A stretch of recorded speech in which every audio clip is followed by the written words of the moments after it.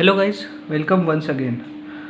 Now guys, यहाँ पे हम लोग ऑडिट ऑफ अकाउंट्स की बात कर लेंगे, जहाँ पे हमने लास्ट सेशन में भी गाइस सेक्शन 35(5) में देखा था। तो यहाँ पे गाइस कुछ प्रोविजन सेक्शन 35(5), 44(2) और रूल 80, ये तीनों की मिला के मैंने कंबाइंड जो आपके लिए प्रोविजन बनाई है वो मैं आपसे डिस्कस कर लेता हूँ। तो गाइस, जो अंडर जीएसटी ऑडिट का ये रूल है, अगर आपका टर्नओवर, ठीक है, अगर आपका टर्नओवर ₹2 करोड़ को एक्सीड कर जाता है, ठीक है, आपका टर्नओवर एनुअली, ठीक है, इन अ फाइनेंशियल ईयर आपका टर्नओवर 2 करोड़ से एक्सीड हो जाता है तो आपको कंपल्सरीली जीएसटी ऑडिट करवाना पड़ेगा। Audit bye CA is not required for, तो ये ऑडिट जो है वो किसी स्टेट गवर्नमेंट, सेंट्रल गवर्नमेंट या लोकल अथॉरिटी की किसी एंटिटी को नहीं करवाना पड़ेगा अगर उनका ऑडिट ऑलरेडी C&AG कर रहा है। They are also not required to submit copy of audited accounts and reconciliation statement, ये सब भी इन्हें अदर डॉक्यूमेंट सबमिट करवाना ज़रूरी नहीं है।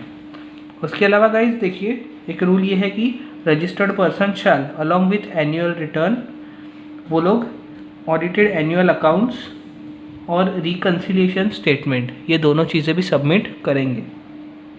नाउ गाइज, सेक्शन 35(6) जो है यहाँ पे अगर ये बात करते हैं कि अगर आप अपने books of account properly maintain नहीं करते हो, if an RD person fails to maintain accounts, the proper officer shall determine the tax payable, ठीक है, ऑन गुड्स और services which are unaccounted supplies. तो ऐसे ट्रांजेक्शन्स जिसका आपने बुक्स ऑफ अकाउंट मेंटेन ही नहीं किया, उसके ऊपर कितना आपसे टैक्स कलेक्ट किया जाए, इसका कैलकुलेशन जो है वो जीएसटी ऑफिसर खुद से कर लेंगे। उसके अलावा आपके ऊपर सेक्शन 73 और 74 that is interest and penalties भी लगा सकते हैं। ओके, उसके अलावा एक छोटा सा सेक्शन 36 की बात कर लूँगा।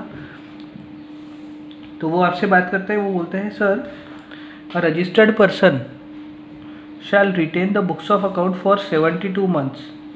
देखो, आपका बुक्स ऑफ अकाउंट, आप जिस फिनेंशियल ईयर का आपका बुक्स ऑफ अकाउंट है उसके एंड से 72 मंथ्स तक, ठीक है, from the due date of furnishing, sorry guys, my mistake, 72 months from the due date of furnishing annual return relating to such accounts and records, ठीक है। तो जो भी आपका एनुअल रिटर्न का ड्यू डेट था वहाँ से 72 मंथ के लिए आपको अपने बुक्स ऑफ अकाउंट मेंटेन करना ज़रूरी है, ठीक है, रिटेन करके रखना ज़रूरी है। Now in case of an appeal और रिवीजन, अगर आपका कोई अपील या रिवीजन चल रहा है, the registered person shall retain books of account relating to such appeal और revision for a period of 1 year after final disposal of appeal. अगर आपका किसी अपील या रिवीजन से रिलेटेड बुक्स ऑफ अकाउंट्स है तो उसे अपील का फाइनल डिस्पोजल होने के 1 साल तक आपको मेंटेन करके रखना ज़रूरी है, ठीक है। तो गाइस, 1 साल या फिर a total period of 72 months whichever is later, ठीक है, of course it is whichever is later ही इसमें होना चाहिए, ठीक है गाइस। तो ये एक छोटा सा पार्ट था जो मुझे आपसे डिस्कस करना था, जो बाकी रह गया था। अभी नेक्स्ट सेशन में हम लोग जो है गाइस बहुत ही इंटरेस्टिंग ई-वे बिल की बात करेंगे। Okay guys, see you.